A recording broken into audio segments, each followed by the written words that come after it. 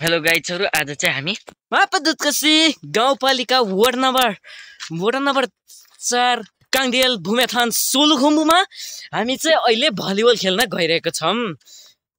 यो भलिबल चाहिँ किन खेलिन्छ भने अनि साथीहरु, यो भलिबल भनेको चाहिँ एकदम स्वास्थ्य र नेपालको राष्ट्रिय खेल भलिबल भन्छन् र त्यही भएर नेपालको राष्ट्रिय खेल भलिबल भएकोले गर्दा नेपालको राष्ट्रिय खेल के मान्नुपर्छ? भलिबल मान्नुपर्छ। तपाईहरुले भलिबल भनेको चाहिँ एकदम तपाईहरुले सुस्वास्थ्य र फुर्तिलो गरी खेल्नु होला र आज चाहिँ हामी 3 जना भलिबल खेल्न गइरहेको छौं। अनि अहिले चाहिँ हामी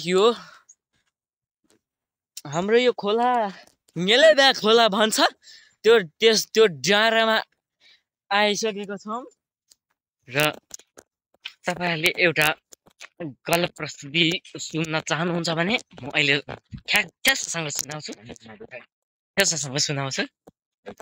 कला प्रस्तुतिमा 1 नम्बरमा लिप्टरले के गर्छ भने रेस उठाएर सटरले के गर्छ फर्स्ट गोलमा मिडियममै हान्छ।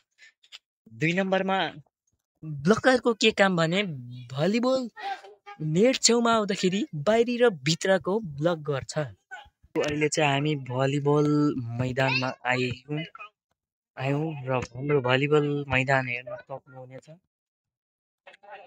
भलिबल आज चाहिँ हामीले भलिबल खेल्न नपाएकोले गर्दा भोलि अत्यन्तै अलिकति दुःख लाग्यो र भोलि चाहिँ हामीहरू भलिबल खेल्न पाउनेछौँ। ल आजको हाम्रो भिडियो सुरुदेखि अन्तिमसम्म हेर्दै हुनुहुन्छ र हाम्रो भिडियोमा एकदम मैले राम्रो पनि बोले भने नराम्रो पनि बोले भने मेरो भिडियोलाई लाइक कमेन्ट शेयर धेरै भन्दा धेरै गरिदिनु होला। नमस्कार।